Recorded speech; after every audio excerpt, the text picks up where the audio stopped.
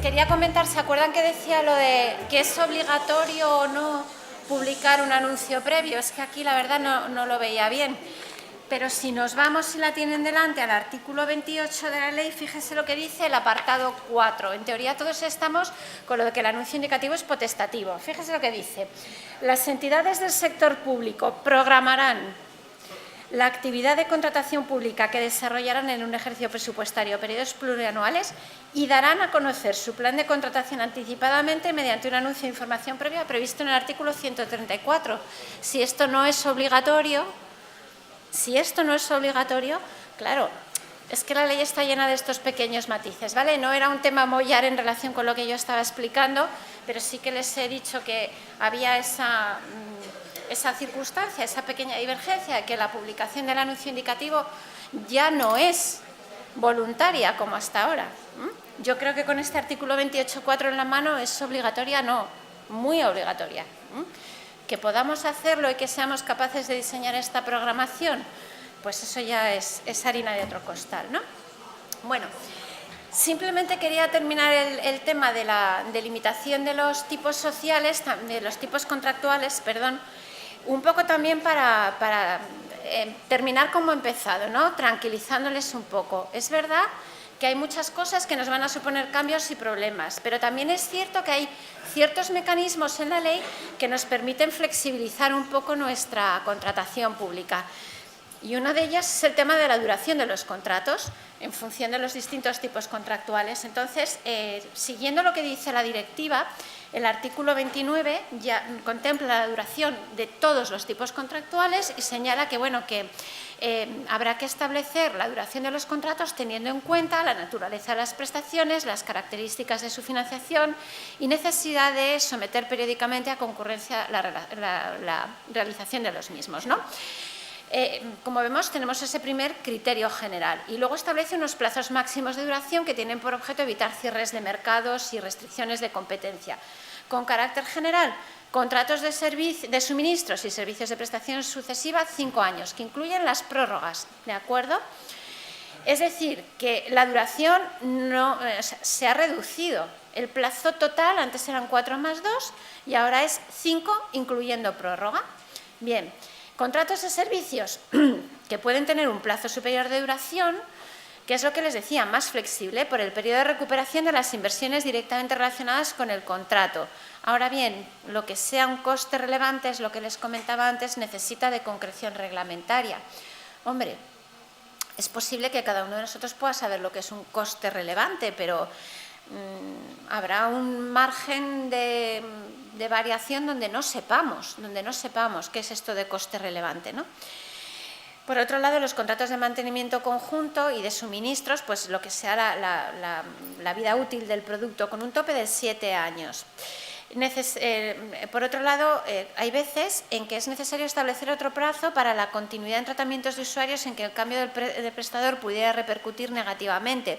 Esto no solamente se puede modular mediante la duración del propio contrato, sino mediante un instrumento bastante interesante que es la obligación de establecer el mantenimiento de las plantillas, que no es subrogación de trabajadores. Claro, esto obliga a encarecer un poquito más los contratos, porque en una ocasión yo recuerdo que hablaba de que no se puede establecer la obligación de subrogación en los pliegos, sobre lo que luego volveremos, y me decían, hombre, pero una residencia de ancianos de gente que tiene Alzheimer, por ejemplo, y que si le cambian el cuidador le cambian la vida, digo, sí, pero esto no lo evitas con la subrogación. Lo que hay que poner son cuestiones relativas al mantenimiento de la plantilla. Sí que lo evitas un poco o lo puedes paliar con el establecimiento de un plazo superior de duración también, ¿no? En función de este tipo de contratos de atención a personas en una situación de marginalidad que requieren de cierta confianza, ¿de acuerdo? Y luego los servicios complementarios de otros contratos pues tendrán la duración del contrato principal. Los arrendamientos de bienes muebles, contrato de suministros que hemos visto son 5 años que incluye y en prórroga, y las concesiones tienen un plazo limitado que se calcula en función de las obras y de los servicios que constituyan su objeto. Tienen un tope, 40 años para las que llevan obra, 25 para los servicios no relacionados con los servicios sanitarios y 10 cuando se trata de la prestación de servicios sanitarios. Es interesante tener en cuenta aquí, vuelvo a lo mismo, a la necesidad de especialización. y al papel de la Oficina Nacional de Evaluación que se regula en el artículo 333, porque le corresponde analizar la sostenibilidad financiera de los contratos de concesiones de obras y de concesiones de servicios.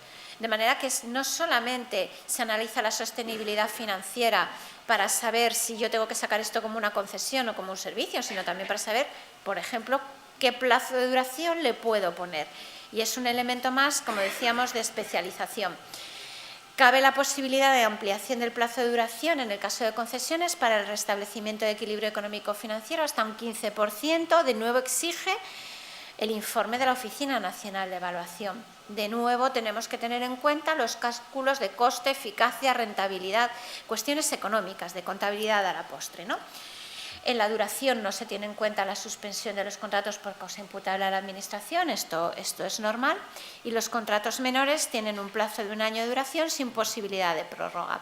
En cuanto a las prórrogas, entiendo que hablarán de ellas en algún otro momento, no lo sé porque específicamente no engancha con ninguno de los temas que yo tenía previsto hablar, pero sí que me gustaría señalar este tema, el de la tácita reconducción. Es un tema que ha sido de desarrollo doctrinal, pero a veces me preguntan muchas veces, bueno, ¿y si yo ya no tengo más prórrogas y tengo que prestar el servicio porque es la limpieza de un hospital y no se puede quedar sin limpiar, qué hago? Bueno, pues hasta ahora era una figura que estaba reconocida jurisprudencialmente, que ya se podía usar. Pero en todo caso ahora tenemos la posibilidad legal de su utilización en el artículo 29.4, que dice, cuando al vencimiento de un contrato no se hubiera formalizado el nuevo contrato que garantice la continuidad de la prestación, como consecuencia de acontecimientos imprevisibles y la prestación de servicios sea de interés público, se puede continuar, aunque estén agotadas las prórrogas, siempre y cuando el anuncio del nuevo contrato se publique con una antelación mínima de 3 meses, es decir, yo ya esté preparando el nuevo contrato aunque no haya llegado y no me haya dado tiempo, ¿vale? Y esta prórroga, lo malo que tiene es que solamente puede durar 9 meses, que en función del problema que tengamos encima de la mesa, por ejemplo, recursos encadenados o nulidades encadenadas, puede ser poco. Pero por lo menos tenemos un instrumento en el artículo 29.4 que podemos utilizar para no dejar un servicio sin prestar y para no tener que ir a convalidar gasto obligatoriamente. Bueno, esto de presupuesto y valor estimado no lo vamos a ver porque no tiene mucho sentido y ya nos vamos a meter con el siguiente gran bloque de asuntos, que es el de las cuestiones sociales. Y yo espero que podamos aquí tener un poco de debate porque, aunque yo tengo las ideas relativamente claras, no está todo dicho en este tema. Y lo primero que tengo que decirles es que, si bien el Tribunal de Madrid, en concreto respecto de la cuestión de los criterios de adjudicación de índole social, porque no todas las cuestiones sociales son criterios de adjudicación, ha señalado la posibilidad de poderlos incluir por lo que se refiere sobre todo a la aplicación del convenio sectorial en cuanto a tablas salariales, no es una postura generalizada. Hay otras posturas en contra, incluso hay doctrina bastante crítica con esta cuestión. Ya les explicaré pues un poco qué parámetros estamos utilizando, ¿de acuerdo? Bueno, lo primero que tenemos que decir es que la compra pública es compra pública estratégica. Filosóficamente podemos planteárnoslo de otra manera. Yo, por ejemplo, antes les había leído mi currículum, yo he sido letrada de a pie, de toga y de juzgado, ¿no? Y a mí me tocó defender cuando en la Comunidad de Madrid se establecieron en 2 decretos una serie de criterios de desempate de índole social. Conceptualmente, yo en aquel momento pensaba, ¿y por qué hay que introducir en la compra pública criterios sociales? La Administración ya tiene otras vías, ya puede subvencionar, ya puede hacer labor de fomento, incluso puede sancionar conductas que no sean adecuadas laboralmente. Filosóficamente uno se lo puede plantear. Esto no es un tema, yo no lo voy a tratar, ni creo que deba tratarse como un tema ideológico, porque si lo hacemos así, nunca vamos a estar de acuerdo. Es un tema técnico-jurídico y nos viene impuesto desde Europa. Si empezamos a meter ideología y política, no lo vamos a poder resolver bien, ¿de acuerdo? Y yo les digo, desde mi punto de vista es muy defendible técnicamente. No hace falta hablar de otra serie de cuestiones, ¿vale?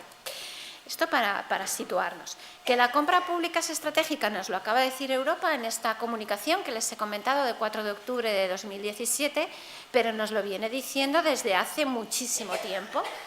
En esta comunicación alienta a los Estados miembros al desarrollo de un enfoque estratégico. Es decir, dice, la estrategia se puede aplicar y la están aplicando poco, que la apliquen más. No dice nada más. Con mayor aceptación de criterios innovadores, profesionalización de compradores públicos, con mejora del acceso a las pymes, aumento de transparencia y una mayor cooperación entre los compradores públicos. De nuevo cito la recomendación de la Comisión sobre la profesionalización de la contratación pública. Es decir, estamos en lo mismo, no hace más que incidir.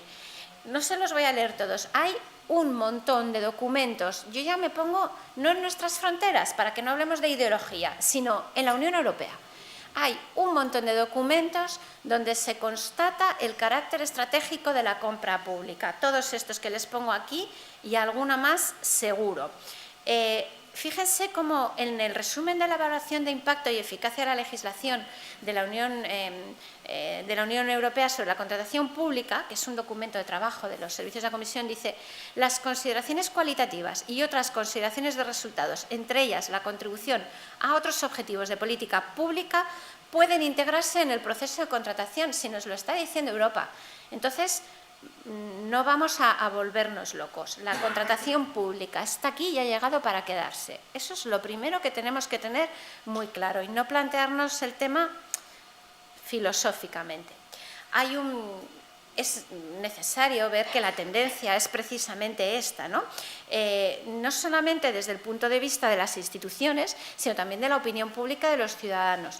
Como saben, gran parte de los documentos que elabora la Unión Europea para luego proceder a elaborar sus normas, los hace a base de encuestas. Seguramente alguna vez han tenido que contestar alguna, con un montón de preguntas de donde ellos extraen luego las necesidades y legislan. Y aquí se pone de relieve en un dictamen del Comité Económico y Social Europeo de abril del 17, o sea, relativamente cercano, cómo la ciudadanía europea demanda cada vez más estrategia en la contratación pública. Otra tendencia, múltiples, en esto la ciudad de Lugo me parece que es pionera, múltiples instrucciones, guías de aplicación y normativa en cada una de las administraciones públicas para implementar estrategia en la contratación pública, con distinto alcance normativo. Algunas son normas, son reglamentos y otras no son más que guías, ni siquiera son instrucciones. Pero no hay hoy en día administración pública que no tenga implementado en su propio acervo alguna instrucción o alguna norma de corte social o medioambiental. De innovación un poquito menos, pero es una tendencia muy clara. Por otro lado, muy recientemente, el Estado, el 12 de enero, ha creado una comisión interministerial para la implementación de cuestiones medioambientales en el ámbito de la contratación pública. De momento, con las laborales no se han atrevido, pero ya tenemos una comisión interdepartamental de los ministerios. Saben que se pueden crear los distintos, pues estará el ministro de Agricultura, el de Industria y la de Medio Ambiente, ¿de acuerdo? Y luego, por otro lado, además, hay una norma ISO que ayuda, que es la 20.400. Esta norma es relativamente reciente, es también del año 2017, de noviembre del 17, si no me equivoco, no, de abril, perdón, del 17, que es una ISO que regula la compra sostenible durante todo el ciclo de vida. Luego, todavía más instrumentos, digamos, de estrategia. Bien. Cuando hablamos de cláusulas sociales, podemos decir que se trata de toda cuestión de índole social ambiental que se incorpora en un pliego. Ahora bien, no todas las cláusulas sociales son criterios sociales, no todas incorporan valor. En esta ley hay mucha mención a cuestiones, sobre todo sociales, más que medioambientales, bueno, suelen venir bastante juntas, que no incorporan valor en sí, ¿de acuerdo? Hay cláusulas que son estratégicas por sí y cláusulas que no son más que el fruto de las obligaciones de cumplimiento legal. A mí esto me sorprende un poco en este sentido. Es lo que yo he llamado un poco contratación ética, pero se podría llamar contratación legal. Ya partimos del artículo 2 del Convenio 94 de la OIT, cuando señala que los trabajadores que prestan sus servicios a través de una empresa, pero para una contratación pública, no tienen que ser de peor derecho que los prestan en el mercado libre. Ya hay un primer run de contratación pública y cuestiones de índole laboral o social. Pero esto no es implementar nada, es simplemente cumplir con la normativa. El objetivo, realmente ¿qué ocurre aquí? Hay una tensión entre los objetivos de eficiencia y los objetivos de estabilidad presupuestaria, control y el cumplimiento de las obligaciones legales. Nos hemos encontrado con que en la crisis, por suerte o por suerte no, por desgracia, lo que ha ocurrido es que para lograr alcanzar los objetivos de déficit, vamos, yo lo he visto, este pliego menos el 20%. Claro, ese pliego menos el 20% es una limpieza. ¿De dónde sacas el margen del 20%? De los salarios, no lo puedes sacar de otro lado. ¿De acuerdo? Entonces, ha habido mucho sufrimiento en ese aspecto, con lo cual era normal el efecto rebote o el efecto muelle. Además, en este país somos muy de blancos y negros, desconocemos la rica gama de grises que tenemos en medio. Entonces, es un efecto ciertamente pendular y muy llamativo, tal y como aparece recogido en la propia ley, ¿no? La inclusión de cuestiones sociales en la ley aparece ya recogido en el propio preámbulo, cuando dice que el objetivo de la ley, después de la transparencia, que les decía que me ha llamado mucho la atención, es lograr la mejor relación calidad-precio. ¿Cómo? Mediante la inclusión de aspectos cualitativos, medioambientales y sociales. Aquí tenemos ya una primera pista, fíjense, en el propio preámbulo de la ley, porque uno de los principales problemas que tenemos a la hora de aplicar criterios sociales es la vinculación al objeto del contrato. Y fíjense cómo la propia ley, aunque sea desde un punto de vista genérico y que luego hay que concretar caso por caso, nos dice que se pueden obtener servicios de mejor calidad concretamente mediante la inclusión de criterios medioambientales o sociales. Luego tenemos una especie de previa vinculación ex lege, ¿de acuerdo? Que luego podemos concretar más en el artículo 145 y 146. Por otro lado, es determinante lo que dice el artículo 1.3, que es, yo creo que aquí es lo que les decía del péndulo, igual nos vamos a pasar por el otro lado, ¿no? Fíjese lo que dice, en toda contratación pública se incorporarán de manera transversal y preceptiva criterios sociales y medioambientales. Luego matiza, siempre que guarden relación con el objeto del contrato.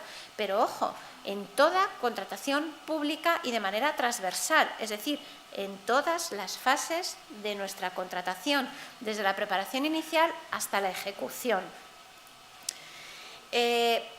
Además, el artículo 122, al detallar cuál es el contenido del pliego, de nuevo, viene a señalar que en el pliego deberán incluirse, también con carácter transversal, consideraciones sociales laborales, dice, o como criterios de solvencia, de adjudicación o como condiciones especiales de ejecución.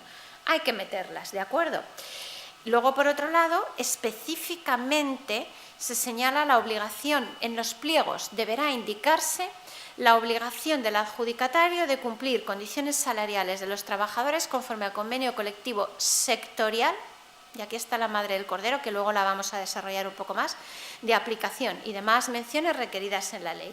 Esto es así como vemos por la cuestión de las medidas de flexiseguridad, del descuelgue de convenio colectivo, de la reforma laboral. Pero esto es solamente un poco la introducción de lo que les quiero contar. Retomando, ¿dónde podemos encontrar, tanto en la ley como en las directivas, cuestiones de índole social? Y vamos a deslindar las que añaden valor de las que no añaden valor. La primera, en principios generales. El artículo 18.2 dice que los Estados miembros tomarán las medidas pertinentes para garantizar que se salvaguardan estos principios de orden social, económico, de todo tipo. Se recoge prácticamente en los mismos términos, ya les he leído el 1.3, en el 28, en el 201, se recoge prácticamente punto por punto lo que dice el 18.2 de la directiva. Y esta es la primera reflexión que quiero hacerles. Vamos a ver, todo el mundo dice, no, es que esta ley es una ley muy social y las directivas introducen criterios sociales. ¿Es que a alguien se le pasaba por la cabeza que por el hecho de no estar en una directiva o en una ley, los Estados miembros no tuvieran que velar por el cumplimiento de su normativa sectorial? ¿A que si se tratara de pagar impuestos no había ninguna duda? ¿A que no hay ninguna duda de que los contratistas tienen que cumplir la legislación tributaria? Luego, tampoco tiene por qué haber ninguna duda que tienen que cumplir la legislación laboral. Esta es la primera, o sea, esto realmente no es introducir un criterio social, es poner negro sobre blanco lo que ya debía venirse haciendo y entiendo que en la generalidad de los casos se hacía. No sirve para nada, más que para poner el foco de interés sobre la cuestión, porque es de perogrullo, o sea, no es más imperativa la ley. El Estatuto de los Trabajadores no es más imperativo porque lo diga ni la directiva ni porque lo diga la ley de contratos. Es igual de imperativo, igual que el resto de la legislación sectorial. Otro instrumento muy interesante, que ha pasado muy desapercibido. A mí me ha sorprendido que no ha entrado en la ley hasta la fase del Senado. Yo veía los proyectos y las enmiendas y no se incorporó el artículo 56 de la directiva, quizá porque estaba en una ubicación sistemática en que todos pensaban, algunos pensaban, que era una cuestión de solvencia y no sabían muy bien dónde encajarla. Fíjense que dice que los poderes adjudicadores podrán decidir no adjudicar un contrato al licitador que presente la oferta económicamente más ventajosa cuando haya comprobado que no cumple las obligaciones del 18.2. Claro, llama poderosamente la atención cómo el artículo 69 de la misma directiva dice: si están incursos en presunción de temeridad, deberán rechazar las ofertas. ¿Y por qué aquí podrán y en el otro lado deberán? Facilísimo, porque en el caso de las ofertas incursas en presunción de temeridad hay que justificar su viabilidad. Luego yo ya tengo los números delante y los puedo ver. Aquí no. Yo hago una oferta y yo qué sé lo que van a pagar a los trabajadores. Yo qué sé si van a trabajar 8 horas o 16. No lo puedo saber. Luego, ¿cómo se puede articular esto? Bueno, pues en el artículo 201 ha señalado algo parecido, no es tan ambicioso como el 56, pero yo entiendo que hay quien dice que no está totalmente traspuesto. Yo creo que sí, solo que en la práctica hay que hacerlo bien. Dice: la potestad de los órganos de contratación de tomar las oportunas medidas para comprobar durante el procedimiento que los candidatos cumplen las obligaciones a que se refiere el citado apartado. ¿Cómo se hace esto? Porque claro, si yo a lo mejor en una licitación solo tengo una empresa, se me presenta solo una, no hay temeridad que valga. O si se me presentan 2 o 3 y se han conchavado, tampoco hay temeridad que valga. O si naturalmente estas empresas ofrecen unos precios más o menos que están acordes y no permite que ninguna entre en baja temeraria, pero a lo mejor sus ofertas son inviables, aunque no estén incursas en presunción de temeridad, porque la temeridad se ve en relación de unas ofertas con otras, no en relación con un punto fijo. El Ayuntamiento de Madrid ya lo venía haciendo y yo creo que por eso cuando leí este artículo enseguida pensé que iba por ahí. Porque en contratos especialmente complejos con importante carga de personal se puede perfectamente pedir un estudio de costes. Se puede perfectamente, no, incluso ni siquiera para valorarlo. Yo le pido que usted me aporte con la documentación técnica un estudio de costes y si es incongruente con la oferta aplico el 84 del reglamento. Fuera. Pues esto es lo mismo. Esto es lo mismo. Yo, en un contrato de gran carga de personal, en algún asunto, en un sector que yo sé que es conflictivo, que yo sé que hay problemas, yo le voy a pedir el estudio de costes y como de su estudio de costes vea que usted no cumple con las obligaciones laborales y que tiene que tener a los trabajadores más horas, porque entonces no le cuadra, o les tiene que pagar por debajo del convenio sectorial, porque todavía estamos en esa fase, o usted me justifica que tiene un descuelgue de empresa y entonces ya veremos. Si no, aunque usted sea la oferta económicamente más ventajosa y no esté en curso en presunción de temeridad, yo lo puedo echar. Puedo rechazar su oferta. Es un instrumento muy interesante que tenemos todo al alcance de la mano. Ahora bien, lo tengo que pedir en los pliegos y tengo que avisar de las consecuencias en los pliegos. Tengo que decir que si el estudio no es coherente y no es viable de acuerdo con la normativa vigente, podrá, aplicando el 201, ser causa de rechazo de las ofertas. ¿De acuerdo? Es un instrumento potente y esto sí que es nuevo. Por supuesto, en la apreciación de las bajas temerarias es lo que acabo de decir. Obviamente, los poderes, según la directiva, rechazarán. Lógicamente, si se incumple, ahí es donde vamos a verlo, porque hay que justificar la viabilidad.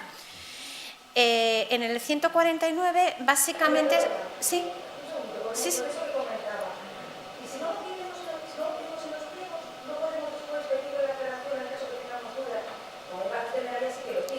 Claro, pero si hay duda.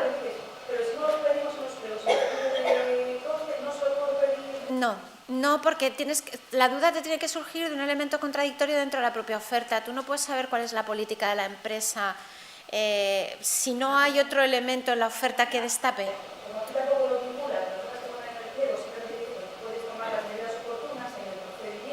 Claro, pero las medidas oportunas ahora piensan los principios generales de que hablábamos al principio. Igualdad, objetividad, concurrencia, yo de haberlo sabido habría hecho... O sea, incluso entiendo que es hasta lo más prudente. Si tenéis las licitaciones ya en curso no lo podéis aplicar porque la ley no entra en vigor y el artículo 56, el efecto directo es dudosillo.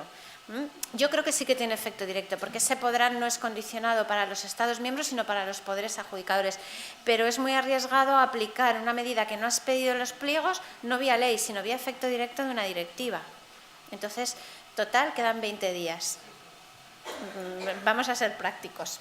Yo lo pondría siempre, y haciendo referencia al 201. Bien.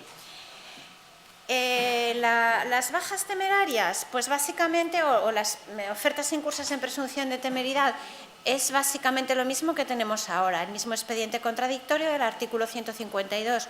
¿Dónde está la diferencia? Que ahora se especifica. Dice que una de las cosas que te pueden pedir que justifiques es el respeto de obligaciones aplicables en materia laboral, social, medioambiental. Hasta ahora se pedía pues las ventajas económicas de la especial organización, las generales del 152. ¿No? Bueno, pues ahora específicamente el 149.4 indica que hay que pedirles, en su caso, que justifiquen estas cuestiones. Yo lo pondría siempre.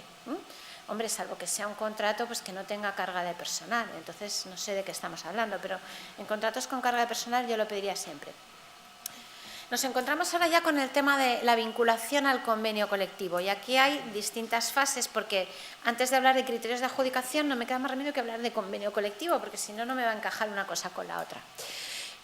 Hay distintos momentos en los que se puede tener en cuenta si los costes de convenio colectivo, los costes de personal, insisto, depende del tipo de contrato. Si estoy contratando una asistencia técnica de una asesoría jurídica, por ejemplo, a mí no se me ocurre dónde introducir criterios sociales ahí ni medioambientales, como no sea que reciclen el tóner, no se me ocurre nada, ¿no? Pero en principio, como digo, tenemos que tener en cuenta en este tipo de contratos de limpieza, seguridades, cuestiones de, por ejemplo, tratamiento social, animación sociocultural, todos este tipo de contratos tienen importantes cargas de personal. Hasta ahora siempre se venía diciendo, o es que es así realmente, que los convenios colectivos son res inter alios para la Administración, es decir, como la Administración no negocia, no le vinculan. De acuerdo, hasta ahí todo perfecto y estamos todos de acuerdo y hay varios informes de la Junta Consultiva. Ahora bien, que no vinculen, que era una cosa que se tomaba como dogma de fe y que muchas administraciones, yo he visto que te contestan que da igual que la baja que hayan hecho sea del 50% y que el convenio colectivo no llegue, porque total como a la administración no le vincula, hombre, aunque no vincule, no puede dejarse de lado. Hay que tenerlo en cuenta. ¿En qué dos momentos fundamentales? Pues para ver la suficiencia del importe de licitación. En Madrid lo tuvimos claro desde el primer momento. La alegación de los órganos de contratación era, pero si a mí no me vinculan. Ya, bueno, pero vamos a ver, ¿usted qué quiere? Tener una prestación de un contrato y que se ejecute bien, ¿no? Luego tendrá que saber cuánto valen las cosas. En este caso, las cosas valen lo que dice el convenio colectivo. No es otra. El precio de mercado aquí va a ser el precio del convenio colectivo, de una forma o de otra. Bien, como mínimo yo tengo que partir del convenio sectorial, como mínimo, y ya veremos el resto de cosas que tengo que meter. Fíjense que nosotros en Madrid les anulamos la licitación de la limpieza, no es este contrato, ¿no? Es este, el de 2016, el 187 de 2016. Les anulamos la contratación de toda la limpieza de todos los centros de salud y de todos los hospitales porque no les llegaba con el importe que habían fijado. Sí. Una pregunta. Los descargos del convenio que les va a aplicar para saber el valor del contrato, pues me parece correctísimo. Después, si tienen la empresa, o sea, cada uno tenga la empresa, puede ser para el distinto, pero que si más o menos el valor, subido no pueden hacer, no pueden llegar. Imagínate, tú usas un convenio que al final todo el mundo tiene de empresa que es más subido con el convenio sectorial, ¿no? Pero yo lo que voy a yo entiendo que la administración es uno, ¿no? Que tiene que velar por el cumplimiento de todas las normas. A mí me parece que a la administración que adjudica, yo hablo de la entidad local, ya que nos ponga el convenio regular, el cumplimiento de los niveles tributarios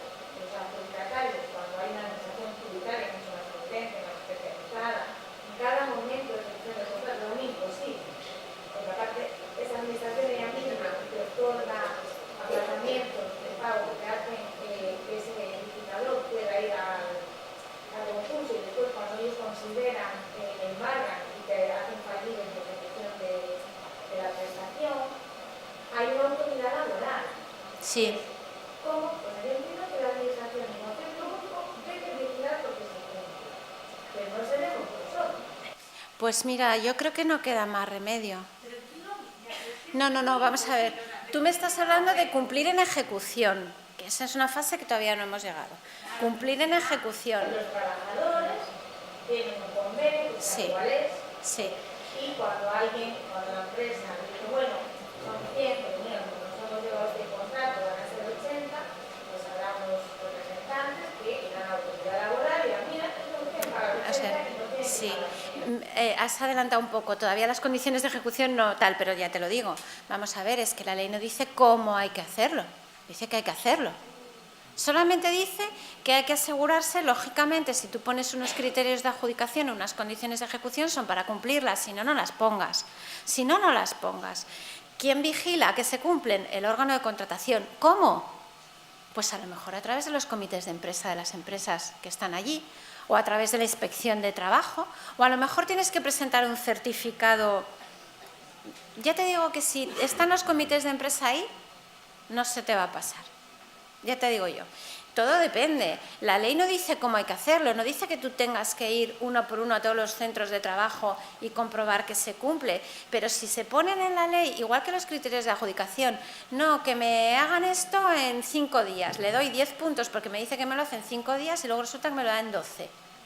Pues vamos a ver, si no, no lo pongamos como criterio o como condición de ejecución, ¿eh? Y luego el velar por el cumplimiento no solamente es con carácter general lo de las obligaciones tributarias, sino que tiene un matiz más. Y es que yo estoy velando no solamente por el cumplimiento de la legislación sectorial, que a lo mejor no me corresponde a mí, mancomunidad del sur de no sé qué, sino que lo que realmente estoy velando es por la correcta ejecución de mi contrato, porque todos sabemos un montón de ejemplos, y aquí mejor que en muchos sitios, de lo que pasa cuando se le pone a uno en huelga la recogida de basuras. Y eso no es un éxito de ejecución contractual, y a lo mejor lo podíamos haber arreglado antes. ¿Es difícil? Muchísimo. La ley no dice cómo, dice que hay que hacerlo, ¿eh? No dice cómo. Por ejemplo, en el caso salarial y condiciones laborales concretas de los trabajadores, yo apunto, quizá la manera de hacerlo sea a través de los sindicatos. Quizás sea la manera de hacerlo. ¿Quién puede sancionar a esa empresa si incumple la materia laboral, social? Ya sé que nosotros que nos piden, pero realmente no puede ir a laboral. No, si incumple, le van a pasar dos cosas. Es que a lo mejor no está incumpliendo en general, solo en ese contrato. Es lo mismo que, por ejemplo, cuando una empresa realiza una actividad colusoria.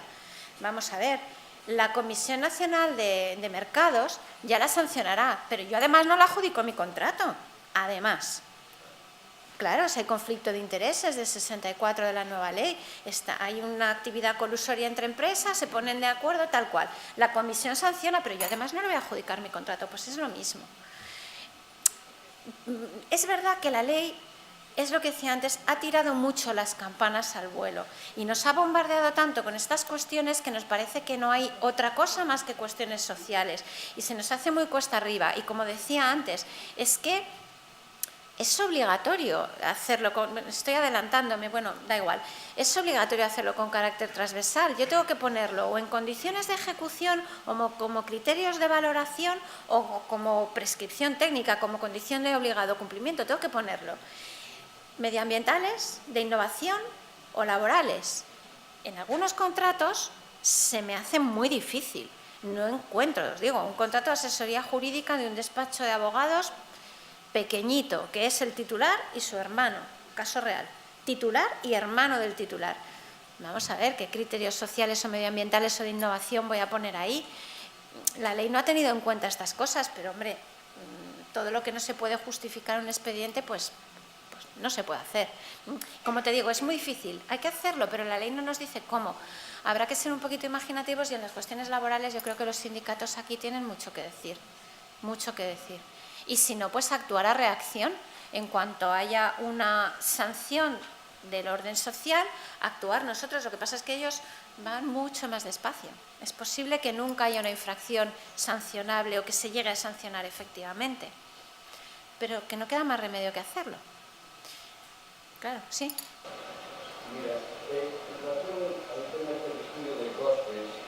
Sí. La cuestión es que es difícil a la hora de calcular el importe de la aplicación de un convenio, porque están, aparte de las funciones salariales, Muchas cosas. aparecen las bajas, las vacaciones ya están establecidas, la antigüedad, o si hay algún modelo, alguna tabla, algo que conoces algo que nos pueda ser de utilidad. No, para eso no. Para eso, la verdad es que no hay modelos, hay precedentes, pero claro, es lo mismo que cuando se hace con una baja temeraria, ¿eh? No es diferente, solo que se lo estás pidiendo en otro momento, pero es lo mismo que si hubiera incurrido en baja y tuviera que justificarle. La operación es la misma y tienes que tener en cuenta los mismos factores y los mismos criterios, porque no vale que la justificación de las bajas se haga diciendo yo soy muy listo, muy solvente y lo hago muy bien. No me vale eso. ¿Y es posible o conveniente el recurrir a la inspección de trabajo? Perfectamente, se puede hacer perfectamente. Lo que pasa es que, claro, es lo que te digo, la inspección de trabajo ya estamos en fase de ejecución y el artículo 56 de la directiva y el 201 se está refiriendo a que tú puedas rechazar al licitador, no al contratista. O sea, tú al contratista le puedes sancionar, le puedes resolver el contrato, puedes imponerle penalidades, pero al licitador que no te ofrezca garantías es que no llega a ser contratista. Para eso la inspección de trabajo, y te explico por qué no. Perdóname que no. Es que no podemos confundir solvencia de la empresa con oferta. Es decir, lo que la empresa haga con su política de personal no es lo que yo tengo que mirar ahí. Yo lo que tengo que mirar es si la oferta concreta que me hace llega o no llega.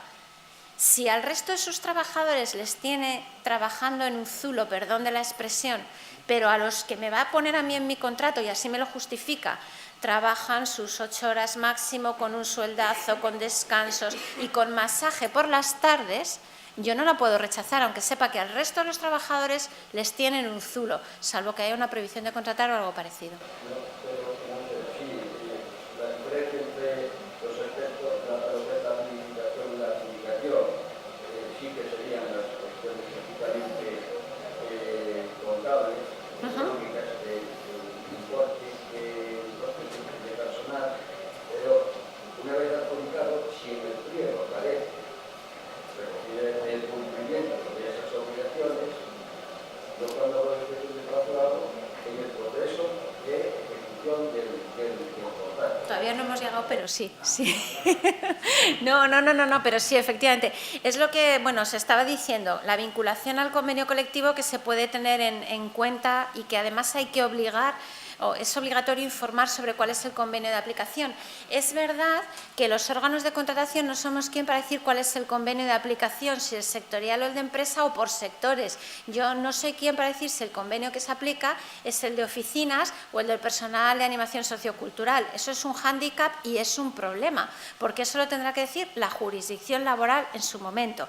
Pero bueno, nosotros partimos de una base mínima y decimos, bueno, esto es un contrato de limpieza, se aplicará el contrato de limpiezas en principio, pero no podemos decidir ni resolver sobre ese tipo de cuestiones, ¿de acuerdo? Lo que sí se puede hacer es una licitación no cerrada. Como ya les he dicho antes que soy muy refranera, lo que no se puede es querer el duro y las 5 pesetas. Es decir, yo no puedo hacer unos pliegos en que intente ahorrar costes, en general diciendo, quiero 100 limpiadores, mañana y tarde, con turnos de no sé cuánto, con una plantilla mínima de tal y que no se puedan jubilar y que si se jubilan haya tasa de reposición. Ahora bien, porque entonces eso, echas números y no te sale. Te puede salir o no salir, pero ahora bien yo puedo decir, mire usted, yo quiero que me limpien los hospitales, son no sé cuántos 1000 metros cuadrados y los criterios van a ser estos, que esté limpio, que haya un turno de mañana y uno de tarde y que por la noche haya alguien. Ni digo cuántos trabajadores, ni digo si tienen que poner robots, máquinas, no sé qué, yo no digo nada. Luego, ahí hay margen, porque cada licitador me hará su oferta. Por eso, el tema de las bajas temerarias en las concesiones es un poquito distinto, porque yo hago un proyecto genérico, como es mi riesgo y es mi interés, ya me voy a cuidar yo de que se haga bien, de que me llegue y que haya suficiencia. Cuando tiro con pólvora del rey y además estoy pensando en que me van a modificar el contrato, pues si se ponen en huelga ya me harán un modificado, porque total, ¿cómo se va a quedar la ciudad de Lugo sin recoger la basura? ¿Cuánto estuvisteis? ¿No? Es que no es solo estrategia, es que es eficacia. Es que es eficacia. Al final, los contratos que no se planifican bien, no se cumplen bien, desde un punto de vista o de otro, ¿de acuerdo? Aquí va. Esta sí, aquí ya estamos en esa fase, ¿vale? En las condiciones de ejecución del contrato ya hemos visto que son distintos momentos en los que se puede tener en cuenta y también se pueden establecer condiciones especiales relativas a la ejecución siempre que estén vinculadas al objeto del contrato. Se recoge en el 202, apartado segundo, específicamente, y habla de cuestiones de tipo social o medioambiental, y como digo, no son numerus clausus, pero son obligatorias. Por eso pongo aquí esta llamada. Digo, bueno, serán obligatorias cuando se puedan poner. Habrá contratos en que no se puedan poner. Habrá muchos contratos en que esto sea inviable. Entonces, quizá el legislador aquí se ha pasado un poquito de frenada. En todo caso, las condiciones de ejecución se han definido desde el punto de vista funcional, es decir, por los fines que se pretenden conseguir, tanto las de tipo medioambiental como las de tipo social, pues la promoción y reconocimiento de derechos, combatir el paro, favorecer la formación, garantizar el cumplimiento de los convenios colectivos sectoriales, otra vez aplicables, o sea que realmente la ley nos está dejando poco a la imaginación. Nos lo está tasando todo mucho, aunque lo defina funcionalmente y se nos puedan ocurrir otras cosas más, pues es que las enumeraciones son bastante exhaustivas. Bien, además, se me ha descuadrado un poco esto. Bueno, además, las condiciones sociales o medioambientales también pueden ser causa de resolución contractual.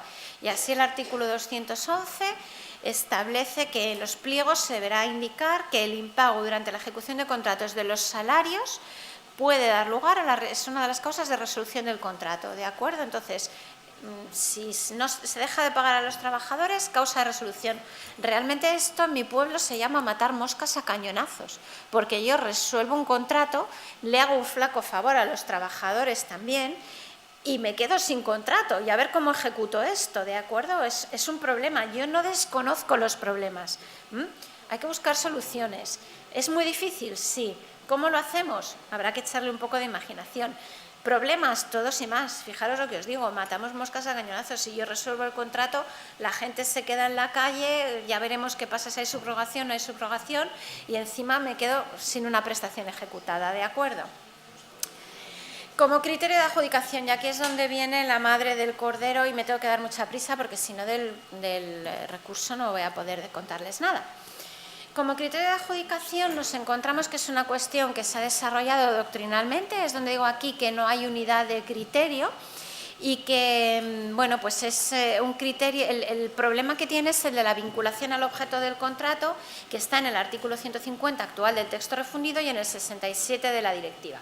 Pero esto a mí me hizo ver que había una serie de paradojas importantísimas. En primer lugar, que la doctrina y la jurisprudencia admitían sin duda la inclusión de criterios sociales como cuestión de ejecución, que también tienen que estar vinculadas al objeto del contrato. Es más, el primer recurso que tenemos, que es este de aquí, la resolución 16/2016, en que lo admitíamos, el recurrente, que era una asociación de empresarios de seguridad, me iba a decir, bueno, no me lo pongan como criterio de valoración, pero como condición de ejecución sí. ¿Y dónde está la diferencia? Desde el punto de vista de la vinculación al objeto del contrato. Obviamente que no pensaba cumplirlo, básicamente. Bien, luego que se admite, como digo, que se admite la inclusión de cuestiones sociales como condición de ejecución, pero no como criterio de valoración, como digo, que además ambas tienen que estar vinculadas al objeto del contrato y con un límite, y es que yo no puedo legislar en los pliegos. Esto ya lo hemos dicho en muchas ocasiones los tribunales. Por ejemplo, se establecía en algunas resoluciones de las que hemos dictado que la Administración debería dar el visto bueno a los decretos de servicios mínimos en caso de huelga, O, por ejemplo, en el caso de negociación colectiva también debería participar con un representante. Eso no se puede hacer. La negociación colectiva va por otro lado y no se puede legislar en los pliegos. En esta sentencia nosotros lo que hicimos fue traer a colación una sentencia que era bastante desconocida, pero que nos dio mucho juego, la 368/2010, que ya en el año 2010 la Unión Europea ya decía que no es necesario que un criterio de adjudicación se refiera a una característica intrínseca de un producto, es decir, a un elemento incorporado materialmente a este. ¿De acuerdo? Y esto se recoge ahora en el 145, dice, podrán referirse los criterios de adjudicación, entre otros aspectos, a características sociales. Ahora bien, esto no significa que yo no tenga que hacer ese test o ese juicio de vinculación al objeto del contrato. Sigo teniendo que hacerlo. Lo que pasa es que es más fácil. Hay una pequeña vinculación ex lege. Estos criterios de adjudicación aparecen aquí recogidos, hay un montón de sentencias de la Unión Europea que ya los había recogido, algunos como criterios generales, otros como medidas de luchas contra el paro. Esta sentencia Regiopost para establecer un salario mínimo, hay un montón. Y hay una guía 2010 de incorporación de cuestiones sociales en la contratación pública que pone una serie de ejemplos. Está un poco desfasada, es de la Unión Europea, pero se puede utilizar y estos son los objetivos. ¿Cuáles son las claves en este caso? Como digo, que los criterios deben estar vinculados de alguna manera al objeto del contrato, que no es necesario que sea una característica intrínseca ni de un producto ni de un servicio, que debe respetar el principio de igualdad y de no discriminación y que los derechos laborales deben ser intangibles. Yo no me puedo meter en los derechos laborales. Y es como les decía, estas dos resoluciones del Tribunal de Madrid, ya en los años 13 y 14 así lo señalábamos. El quid de la cuestión está en lo que entendamos que es vinculación directa al objeto del contrato, lógicamente. El concepto es nuevo. Es que la Unión Europea da una vuelta de tuerca a esto. Si nos quedamos en que está vinculado al objeto del contrato aquello que hace que el servicio sea de mayor calidad, vamos mal. Porque yo no puedo argumentar de ninguna manera que un trabajador trabaja mejor si se le paga mejor o no. Y tampoco puedo decir que un producto, por ser de comercio justo, esté más rico, o sea, más bueno, o por tener una etiqueta ecológica, o porque yo tengo un suministro de energías renovables no calienta más la calefacción. Luego, es que ese concepto que lo llevamos tatuado en la frente cuando hablamos de cuestiones sociales, tenemos que ser capaces de extrapolarlo cuando hablamos de otro tipo de cuestiones. ¿De acuerdo? No sé si me explico. Es decir, nadie se plantea que los productos de comercio justo sean mejores para el producto, sino para un ámbito más amplio. Es más, ni siquiera en ocasiones son del propio Reino de España. Fijaros si está lejos. Pero está aceptado que eso está vinculado al objeto del contrato. ¿Y por qué no cuando hablamos de cuestiones laborales? Pues por una cuestión política y de ideología. Y ahí es donde voy un poquito a explicarlo. Bien, estos criterios medioambientales y de comercio justo se vienen admitiendo desde la sentencia Concordia Bus Finland, como os digo, sin problema. Y ahora, al introducir conceptos como el coste de ciclo de vida, donde yo, por ejemplo, para ver si un banco, lo voy a comprar o no, un banco de la calle, de sentarse, yo puedo ver incluso cómo se ha talado la madera del árbol que hace ese banco. En el banco me voy a poder sentar igual si es de plástico, pero yo quiero saber cuál es el coste de su ciclo de vida y cuáles los criterios de calidad que yo puedo aplicar en el coste del ciclo de vida, en cualquiera de los momentos. Con productos es fácil de ver, con servicios es diferente, pero una parte importante del coste de realización de un servicio son los salarios. El otro día me preguntaban también, y entonces si yo digo que tengo contratada la gestión de las nóminas y tal con un banco de comercio justo, digo, eso ya es algo mucho más complicado. Primero hay que dice un banco que no compra armas, que no invierte en negocios, que compren armas y tal. Digo, eso es algo más complicado y eso es algo mucho más externo, ¿no? Pero bueno, ¿podríamos llegar a imaginar la manera de hacerlo? Pues a lo mejor sí.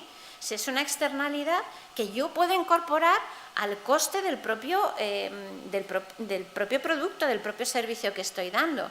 Y si lo hacemos con criterios ambientales y lo hacemos con suministros sin problema, pues se puede hacer con criterios laborales y con servicios. técnico jurídicamente, insisto, no es un tema de ideología para nada, es un tema técnico. Si se puede en uno, se puede en lo otro, ¿de acuerdo? Y el coste de ciclo de vida, en el artículo 145.6, sí que efectivamente amplía el ámbito de dónde puedo aplicar yo un criterio. Luego también en este tipo de aspectos sociales. Quisiera dar una pincelada antes de hablar un poquito de... Bueno, igual no podemos ni hablar del recurso, pero bueno, yo vengo todas las veces que haga falta y si no, les mando un papelito o algo. El tema de la sucesión de empresas y de la subrogación, porque sí, perdón. Sí, vamos a ver. Esto que es novedoso de los criterios sociales y de la identidad. Bueno, se puede concluir criterios y factores ideológicos. Vale. Pero también socialmente y medioambientalmente se están dando una serie de pasos. Y esos criterios en sí mismos pues pueden incluso no ser tan ideológicos. O en todo caso, si aparecen en la legislación, imposibilita que se utilice, yo no veo ningún problema. Es decir, si sacas a concurso la limpieza, creo que perfectamente se puede valorar, pues cómo se gestiona el agua, Perfectamente. en cuanto a la limpieza, o la reutilización, Totalmente de acuerdo. incluso si tengo que jardinería vinculada, bueno, se puede explicar. Sí. Y hay países, en el norte, que sí que ya está. Aquí también se hace. En todo caso, por ejemplo, en concursos de algún tipo de corredores escolares, los productos ecológicos, los padres lo valoran y muchas veces se tienen en cuenta. Claro, y se puede. Pero cuando hablo de ideología no me refería a eso. Es que no os lo he terminado de especificar muy bien. El problema que ha tenido toda la tramitación de la ley, y habréis visto, si habéis seguido la tramitación, el baile de las enmiendas en el Senado y fuera del Senado, y sabéis dónde están los juegos de mayorías, era lo de sectorial o no sectorial del convenio. ¿Por qué? Porque hay quien erróneamente ha calificado esto como una contrarreforma de la reforma laboral, que sabéis que es un tema políticamente muy sensible, que el descuelgue de los trabajadores del artículo 82 del Estatuto, o sea, del Real Decreto por el que se modifica el Estatuto de los Trabajadores, las medidas de flexiseguridad colectivas, hay grupos políticos que quieren suprimirlas y han visto aquí una suerte, una especie de derogación de la reforma laboral. Y no es eso. Por eso se han resistido ideológicamente a que apareciera la palabra sectorial. Pero es que esa es la cocina del guiso. La cocina, Es esa. yo no seguí la cocina y no sé nada. El producto, tenemos un producto. Claro. Con independencia que sea reforma contra la reforma, nosotros tenemos una legislación que va en una nueva dirección.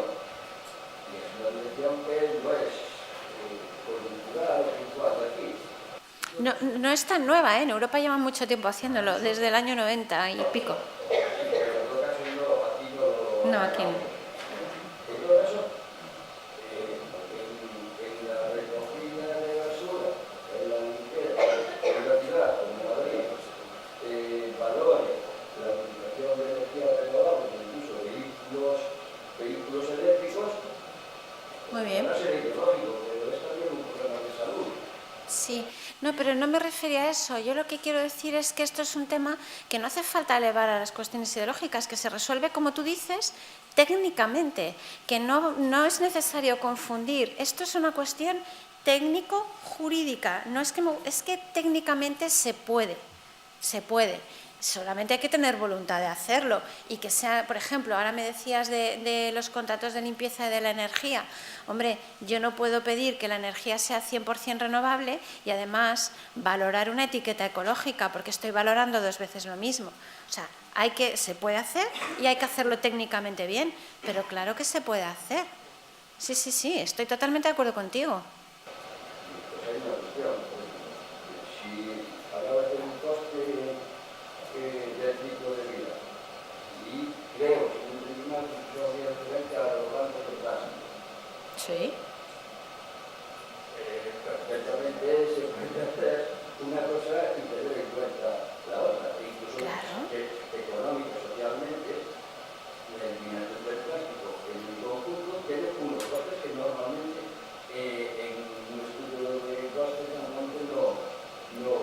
Claro, y el mantenimiento o sea, eliminar el plástico es peor que eliminar la madera, pero mantener el plástico es más barato que mantener la madera. Eso es lo que hay que ponderar. En todo caso estamos, que en la vivienda hay una sensibilidad política y social, Claro. que va a ir a una velocidad o otra, pero políticamente encaja todo. Jurídicamente encaja todo. El único problema que os comentaba, y por eso insisto, no es una cuestión política, es que jurídicamente no se ha querido ver el encaje para los criterios de adjudicación que consisten en las mejoras de las condiciones salariales como mínimo convenio sectorial, porque como cabe la posibilidad de descuelgue y tan legal es el convenio de empresa por debajo del convenio sectorial como el convenio sectorial, los dos son legales. Y lo que pasa es que el Gobierno apostó por las medidas de flexiseguridad, no me voy a meter si bien o mal, mi opinión es que correctamente, pero luego hay que ver cómo se han aplicado. Como el Gobierno apostó por las medidas de flexiseguridad, ¿qué ha pasado?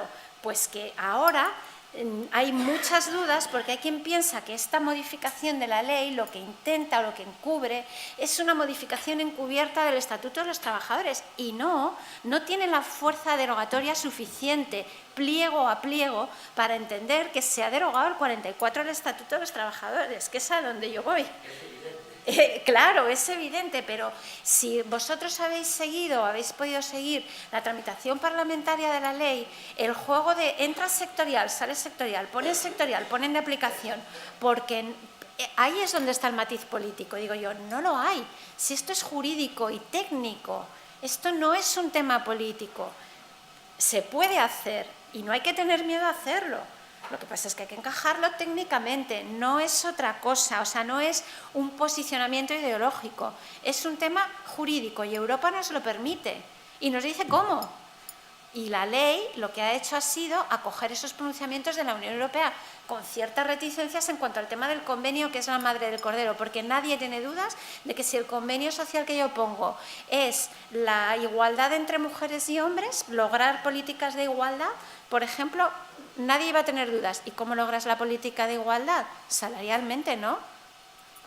Vamos a ver, si es que todo es un ciclo y un bucle y una paradoja. Te digo más.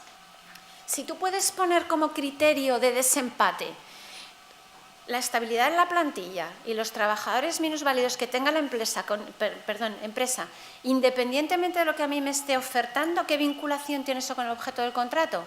Y son criterios de adjudicación, aunque sea desempate. Ninguna. Es solvencia pura. Y se admite. Es más, el Tribunal Superior de Justicia de Madrid, en esos casos que los llevé yo, efectivamente ratificó que se podía incluir eso. Y ahora va y dice que no hay vinculación con el objeto del contrato cuando son cuestiones puras de la oferta, no de la política empresarial en general. Por eso te digo, es toda una cuestión técnica, no hay que ir mucho más allá. Y si me vale para un criterio de desempate, que encima es solvencia, ¿cómo no me va a valer para un criterio de adjudicación? Pero yo tengo una pregunta que va un poco más allá. Yo soy un ayuntamiento que tiene una política de equiparación salarial a hombre y mujer, siguiendo el último y yo quiero, y asumo eso, y es una decisión, evidentemente, del tipo de gobierno, de la mayoría, quiero que eso se traslade en mis conclusiones. Lo planteo. Perfectamente. Evidentemente, asumes que tienes un 8% más de coste salarial.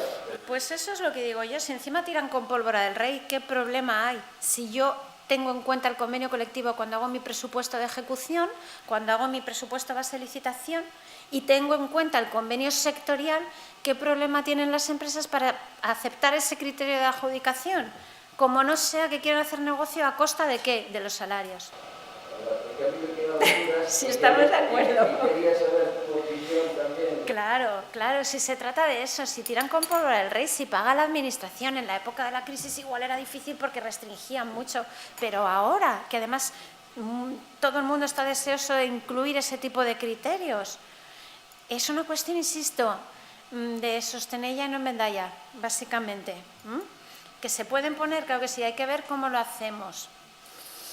Quería comentaros un poquito el tema de la subrogación de trabajadores, simplemente para deciros lo siguiente, esto lo voy a terminar muy rapidito, no se puede establecer la obligación de subrogación de los trabajadores en los pliegos, no se puede, o está tiene que estar en el convenio colectivo, o bien que se dé un auténtico supuesto de sucesión de empresas, que en el caso de las contratas de la Administración no se da. Es cierto que hubo una sentencia de la Audiencia Nacional que establecía esa posibilidad. Fue objeto de recurso de casación y ha sido casada, y luego hubo otra posterior de la Audiencia Nacional que decía todo lo contrario.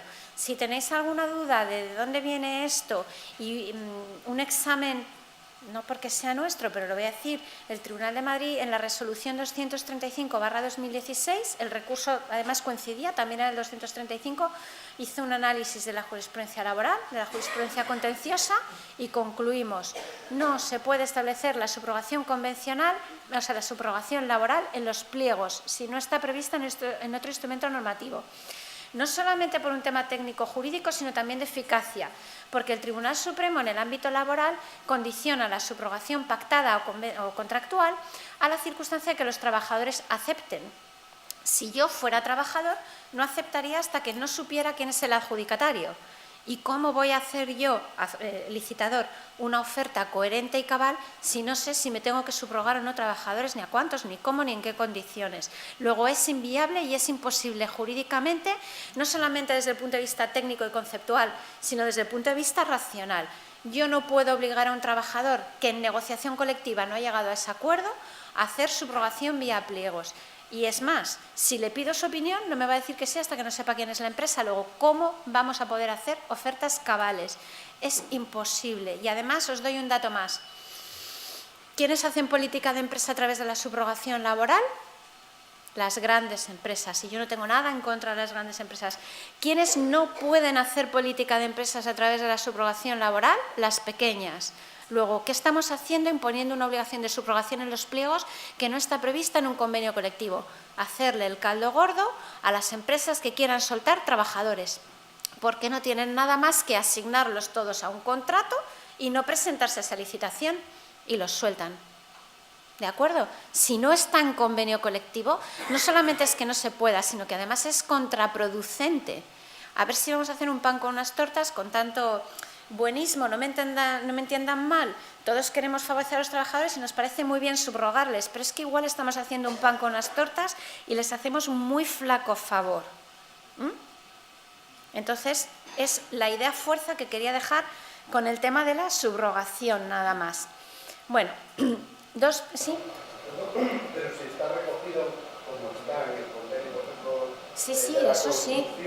Sí, no, pero eso no es establecerla vía pliegos. Yo me refiero a cuando no está prevista en los pliegos y se pretende como una mejora social establecer la obligación de subrogación. Eso no se puede hacer. Yo he tenido pliegos, recursos encima de la mesa por pliegos que lo preveían. Y de hecho hemos dictado varias resoluciones en este sentido. Muchas veces las administraciones, en un intento malentendido de favorecer o establecer mejoras sociales, establecen una obligación de subrogación que no está prevista en los pliegos, nula de pleno derecho. Eso no se puede hacer. Primero, porque no lo permite la legislación laboral, como digo. Segundo, porque desde el punto de vista de la eficacia contractual es muy cuestionable. Y tercero, porque podemos hacer un pan con unas tortas de grandes empresas soltando trabajadores. Tengo una pregunta. Tú haces el pliego, hallas el valor del contrato tomando en cuenta el convenio sectorial, se adjudica. Esa empresa pues tiene un convenio de empresa, ¿no? Por debajo, entendemos por debajo. No, por encima o por Bueno, como si... de valor estimado, se adjudica todo perfectamente con las cláusulas, se acaba ese contrato y tú vuelves a sacar el objeto parecido, bueno, para satisfacer la necesidad que tienes. ¿Qué coste te pones a tomar en cuenta para determinar el valor estimado? En el sentido, Ya sé lo que me preguntas. me daba 100, lo adjudiqué por 95. Aún así, esos 95 tienen mayor coste de personal que el que yo calculé, reducen en otra cosa. Sí. Entonces, ¿yo qué tengo? Que asumir que el coste del servicio por un convenio de empresa me ha pasado a ser el que tiene esa empresa. No. Yo vuelvo a calcularlo con el convenio sectorial. Exacto. Sí, porque cuando... Aunque esté por debajo. Cuando yo tengo que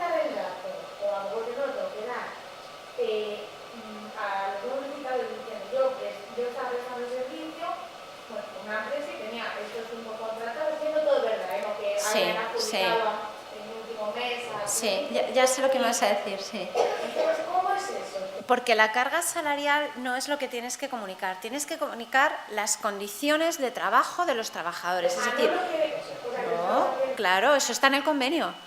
Tú puedes hacerlo, pero lo que vincula es lo que está en el convenio con las condiciones de antigüedad y de pluses que tú tengas. A mí te había un trabajador con 3 trienios, con jornada completa. Eso es, y ya está. Y eso lo calcula, claro, y eso lo calcula sobre el salario de convenio. Tú no tienes que decir... Eso es. No necesitas vincularte, sino es que eso no, es muy pernicioso. Sí.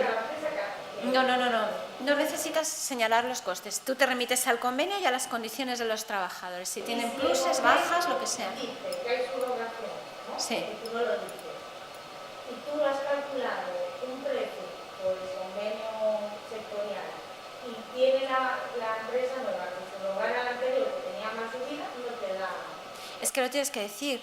Lo tienes que decir no solamente por las subidas, sino porque la nueva empresa tendrá sus trabajadores y habrá pensado ponerlos, y si no sabe qué trabajadores va a subrogar ni con qué condiciones, no va a poder. Es más, te va a decir, no, yo renuncio a esta licitación en cuanto se entere que tiene que comerse a 100 personas o a 2. Pero yo, me estás diciendo una cosa contraria, No. lo estoy entendiendo mal. No, yo te digo, tú tienes que informar qué trabajadores tienes para subrogar si el convenio lo establece. Lo cual, El que en ese momento, en el del sector de ese momento, en el del sector, tú le preguntas a la empresa qué trabajadores tiene y en qué condiciones, y aplicas el convenio sectorial y tienes que dar esa información.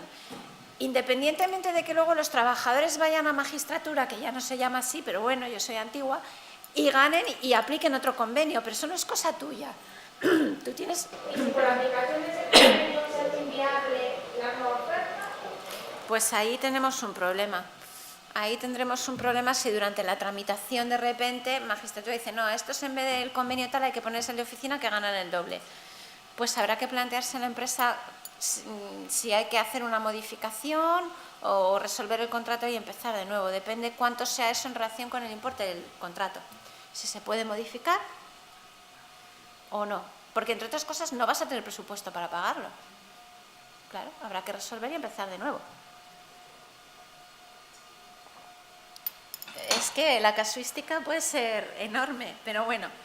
Bueno, en relación con el recurso especial es que nos queda ya tampoco, que casi me da un poco de vergüenza decirlo. Simplemente señalar que el recurso especial es un instrumento más de transparencia y que, como os había comentado al principio, bueno, he empezado llamándoles de usted y ahora termino llamándoles de tú, ya os voy a tutear para los 10 minutos que nos quedan. Como habíamos comentado al principio, una de las cuestiones fundamentales de la ley que les va la vida en ello es la transparencia. Y el recurso especial o la transparencia ha justificado gran parte de las enmiendas que se han presentado, las 1081 en el Congreso y 255 en el Senado. El recurso especial ha sido ampliado enormemente su objeto, solamente me voy a centrar en eso. Nos puede dar problemas de seguridad jurídica y de hecho nos los va a dar, pero como saben tenemos que tener una acción coordinada, nos tenemos que coordinar. La primera reunión la tenemos el día 9 de marzo, o sea, va a empezar la ley con nosotros reunidos a ver qué hacemos con ella.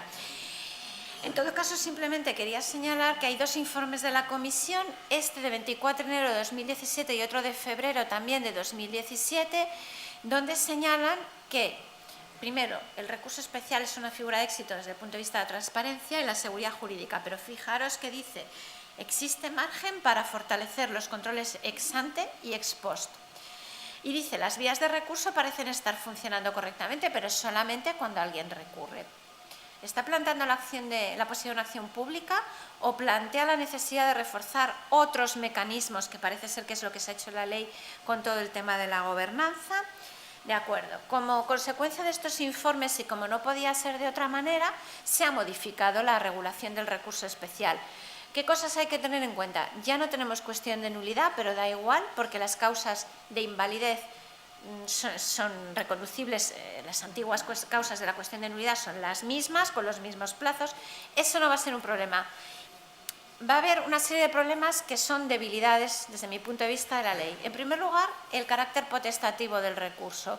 Esto es fruto de una enmienda del Grupo Socialista, al artículo 44, que dice que no se determinaba la naturaleza potestativa o preceptiva y que, como el Consejo de Estado había dicho que mejor preceptiva, yo veo que esto es un problema que todo el mundo ha pensado en los licitadores y nadie ha pensado en el pobre gestor, que tiene 15 días suspendido desde la adjudicación hasta la formalización de un contrato, pero luego tiene la espada de Damocles de los 2 meses de la jurisdicción contenciosa. Lo suyo habría sido unificarlo, poner el recurso como obligatorio. Yo ya sé que si tengo un recurso, pasados esos 15 días de suspensión, una vez que me lo resuelven, ya veremos si se van o no a un contencioso, pero lo tengo todo en el mismo ámbito. No pensar que unos licitadores me puedan ir por una vía y otros por otra y yo no sé qué va a pasar. O sea, aquí todo el mundo ha pensado en los contratistas y nadie ha pensado en los gestores. Y yo creo que era fundamental unificar los dos sistemas. Seguimos teniendo la doble opción, recurso especial, aunque entiendo que la utilización del mismo está generalizada porque es gratuito, es rápido, la tasa de estimación ronda el 40%, o sea que es un recurso muy interesante.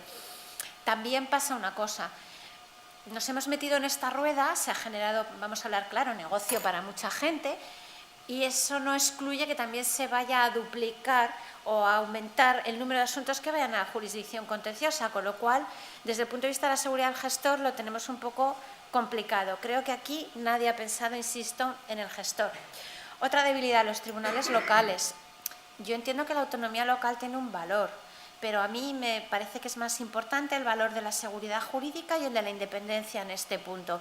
Y creo que se logran mal dispersando o proliferando enormemente este tipo de órganos y, por otro lado, que si ya a veces no estamos coordinados o no nos ponemos de acuerdo en algunas cosas, como la de los criterios sociales, que el Tribunal Central va por un lado y los de Madrid vamos por el mismo camino siempre, pues hombre, si esto se generaliza, pues puede ser todavía mucho peor. La independencia, además, en algunos municipios como Madrid, pues igual no hay ningún problema en que al frente del tribunal, cumpliendo los requisitos que marcan las directivas, haya alguien que sea funcionario, muy especializado, con 10 años de experiencia y que además no le corresponda ni hacer los pliegos, ni informarlos, ni fiscalizarlos. En el resto de entidades, incluso los municipios de gran población, a mí me resulta difícil. Un funcionario, para el presidente, pongamos, que tenga las cualificaciones para ser juez, con 10 o 15 años de experiencia que se está pidiendo y especializado y que sea independiente, es decir, que ni haya elaborado, ni informado, ni fiscalizado los pliegos. Complicado, complicado. La no supresión total de umbrales, yo ahora casi me alegro porque sería brutal la avalancha de asuntos, pero realmente no le veo mucho sentido. Solamente cumplimos porque lo manda Europa y en el resto no. Bueno. Y la falta de concreción de algunos aspectos. Esto lo vamos a saltar porque no tiene mucho sentido. Novedades procedimentales, hay una que sí me interesa mucho. En el artículo 55 se establecen causas de inadmisibilidad que antes no había, pero que las han sacado básicamente de nuestras resoluciones. Pero hay una que sí que me preocupa, que es la relativa a que no se podrá interponer recurso si se ha presentado oferta, pero tienes que poner el recurso antes de la presentación de las ofertas, porque como te vincula, una vez que presentas la oferta se supone que aceptas. Entiendo que esto es un tema de plazo y además la ley dice con carácter general y además no está dentro del artículo 55, está en el artículo 50, es decir, ahí hay algo raro. De hecho lo llevamos a la reunión de coordinación, vamos a ver qué hacemos con eso. Realmente yo lo que opino es que si un licitador se presenta y no se trata de remover un obstáculo para acceder, es decir, no es un tema de que no pueda cumplir una solvencia, pero sí puede mejorar un pliego, decir, bueno, pues yo quiero que me quiten este criterio de adjudicación porque yo no lo cumplo, eso no me impide a mí licitar, pero sí me favorece y voy a poder licitar mejor, porque no voy a poder presentarme y recurrir si se me pasa el plazo, no le veo el problema. Desde el punto de vista de la defensa jurídica, ¿de acuerdo? Importantísimo también el tema del acceso al expediente y confidencialidad, que daría para 2 horas de tema. No hay ninguna novedad aquí. Lo que ocurre es que lo que estaba en el reglamento se mete con rango de ley, ¿de acuerdo? Y se especifica que se podrá dar acceso al expediente cuando se haya denegado por parte de los órganos de contratación, respetando los temas de confidencialidad. La dación de cuenta de las actuaciones, que ahora no se hace, eso es un brindis al sol, ¿no? Bueno, no tiene mayor. Pero sí que es muy interesante las formas de ampliación del objeto del recurso y ya. Se incluyen nuevos actos y contratos y se rebajan los umbrales y además vía interpretativa de las directivas. ¿Por qué lo digo? Porque tenemos esta sentencia aquí, Marina del Mediterráneo, que con ocasión había solo 2 UTEs licitadoras y una recurre la admisión de la otra y dice el Tribunal de Justicia, en vez de decir, bueno, en este caso solo hay 2, lógico que recurran contra un acto de trámite no cualificado como es la admisión, lo que dice el Tribunal es que toda decisión de un poder adjudicador al que se apliquen normativas de la Unión Europea y cuyo incumplimiento es lo que se haga valer ante un tribunal, puede ser susceptible de recurso especial. Claro, a mí me tiemblan las piernas cuando veo esto, porque no se trata de trufar el procedimiento de licitación de controles, porque es que entonces no contratamos. Si lo ponemos tan riguroso, con tanto control y nos ponemos tan estupendos, los gestores, lógicamente, yo lo haría, me intentaría escapar por otro lado. Haría cualquier cosa. Es decir, ojo con poner demasiados controles y con trufar demasiado la contratación, que como digo somos muy pendulares y nos podemos estar pasando. ¿Cómo lo está haciendo el Tribunal de Madrid? Porque ya nos han entrado 2 o 3 recursos, el último el 28/2018, es decir, este año. ¿Cómo lo estamos haciendo? Bueno, pues porque esta sentencia tiene un considerando, el considerando 36, que dice, cumpliendo el resto de las cuestiones de admisibilidad procedimental. Entre otras, decimos nosotros, la legitimación. La legitimación es la posibilidad, en el caso de que yo esté ya en el proceso de licitación, de obtener un beneficio. ¿Y cuál es el beneficio que logra obtener cualquier licitador? La adjudicación. Si yo estoy impugnando la admisión de, imaginemos 15 licitadores, yo no sé si a mí me van a echar, no sé cómo van a quedar, ¿para qué voy a impugnar la admisión del que a lo mejor queda el último clasificado? Por Dios, vamos a esperarnos al trámite último y desde luego en Madrid los vamos a inadmitir. Veremos qué sale de la reunión de coordinación, pero la idea es que además de que se dirijan contra un acto de admisión, estos recursos tienen que tener el requisito de la legitimación activa y si no los inadmitiremos, porque es que si no, vosotros no podéis trabajar. Es que así no podéis trabajar con un recurso cada 15 días de un licitador porque admiten a otro, porque eso no es viable. Bien, se incluye, por supuesto, la concesión de servicios con un umbral de 3 millones de euros, también los contratos administrativos especiales que antes no estaban y ahora sí, cuando se trata de contratos de cuantía indeterminada con un valor estimado superior al establecido para los contratos de servicio. Esto debe ser una errata, no tiene ningún sentido que por medio céntimo el umbral sea superior en los contratos administrativos especiales que en los contratos de servicios, debería ser el mismo. Alguien no ha pensado. Se elimina el contrato de colaboración público-privada, luego ya no es susceptible de recurso y lo mismo ocurre con las 2 categorías de servicios. Insisto, la interpretación conforme que exige la Unión Europea no se exige de momento tener por buenos los recursos contra los actos de admisión, que además ahora aparecen específicamente recogidos en el artículo 44.2b. Es un sistema diferente al de nuestra Ley 39, que en el artículo 117 solamente permite el recurso respecto de los actos de trámite cualificados. Desde mi punto de vista es una cuestión de verdad mal entendida. No merma el derecho de defensa, lo dilata en el tiempo y lo lleva a un momento posterior, nada más. Yo puedo hacer valer cuestiones relativas a la admisión de los licitadores en la adjudicación. No le veo el problema ahí. Creo que influido por el legislador o por el Tribunal de Justicia de la Unión Europea, nuestro legislador, voy a decirlo coloquialmente, se ha pasado 3 pueblos, con perdón de la coloquialidad. Bien, el objeto clásico, anuncios, pliegos, acuerdos de adjudicación, modificaciones contrarias al 202 y 203, por entender que exigiría una nueva adjudicación. Esto ya se venía aplicando con la doctrina sentada en la sentencia Succhi Fruta, entre otras muchas. Decían una modificación ilegal es una adjudicación. Luego, si es adjudicación que es susceptible de recurso, cabe recurso contra las modificaciones ilegales. 2 problemas. Estoy prejuzgando. Yo, para saber si la modificación es una adjudicación, primero tengo que saber si es legal o es ilegal. Ahora, como lo dice la ley y lo mete la ley, pues ya veremos. Y luego la legitimación. ¿Quién puede recurrir? En principio, los licitadores, dice la sentencia Succhi Fruta de primera instancia. Ya, pero ¿y cualquiera que hubiera licitado si hubiera sabido que le iban a modificar el contrato? pues también. Con lo cual tenemos un pequeño problema, que casi nos acerca a la acción pública, ¿de acuerdo?, en esta materia.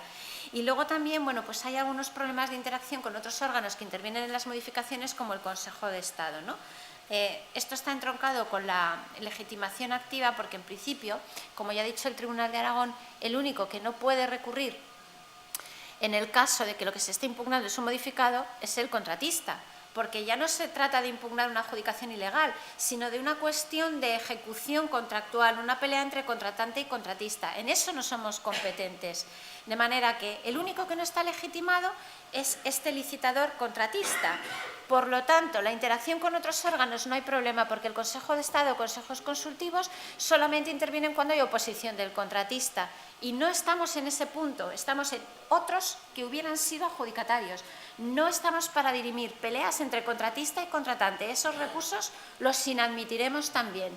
Yo estoy diciendo esto, igual en la reunión me dicen no, pero vamos, estos recursos se inadmitirán también, ¿de acuerdo? Los que ponga el contratista contra la Administración como consecuencia de una modificación. No es eso. Formalización de encargos a medios propios, venía de suyo, tendremos que entrar. Y acuerdos de rescate de concesiones. Esto viene de esta enmienda del grupo mixto. Yo entiendo que es lo mismo, fruto de la realidad social del tiempo en que se ha producido una socialización del beneficio, casi al revés, socialización de la pérdida, y para eso está. ¿Dónde veo yo el problema? Y terminamos con esto prácticamente porque veo que ya es un pelín tarde. Vamos a ver. El rescate de las concesiones no es más que una forma de terminación de la concesión. Luego, ¿por qué no el resto de formas de terminación de la concesión?